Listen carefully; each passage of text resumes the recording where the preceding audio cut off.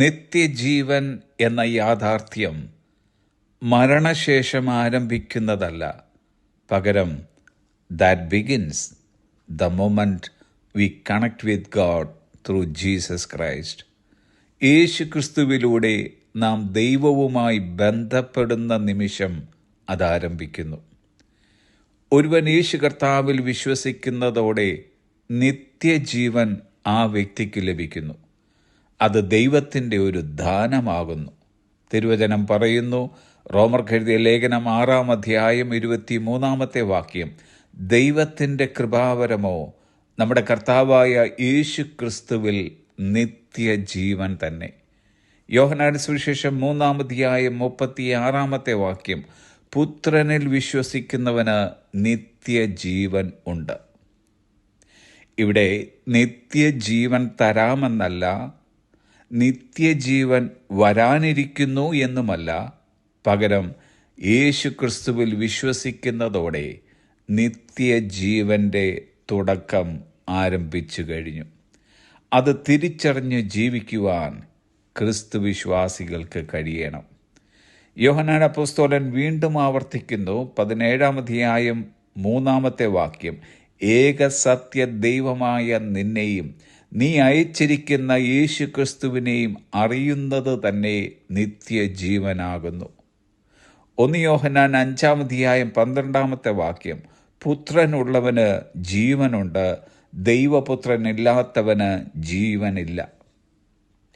ക്രിസ്തുവേശുവിൽ വിശ്വസിക്കുന്നവർക്കുള്ള ഏറ്റവും വലിയ ദൈവിക ദാനമത്രേ നിത്യജീവൻ.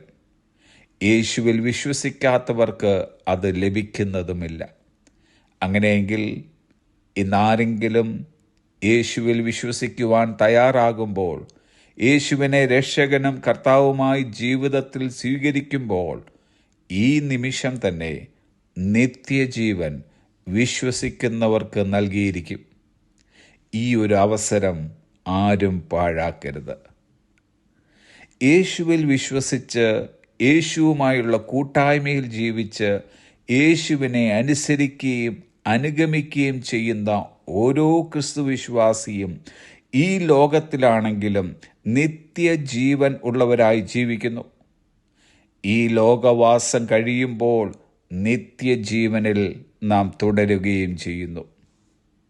യേശു കർത്താവുമായുള്ള ജീവിതമത്രേ നിത്യജീവൻ. അതിവിടെ ആരംഭിക്കുന്നു, മരണാനന്തരം അത് തുടർന്നുകൊണ്ടിരിക്കുന്നു. ഈ നശ്വരമായ ലോകത്തിൽ നാം പലപ്പോഴും വേദനയിലും കഷ്ടത്തിലും ദുരിതത്തിലും കഴിയുന്നവരാകാം. എന്നാൽ നമുക്ക് ആശ്വസിക്കുവാനുള്ളത് നമ്മുടെ ഉള്ളിൽ ഒരു നിത്യജീവൻ വസിക്കുന്നുണ്ട് എന്നതാണ്.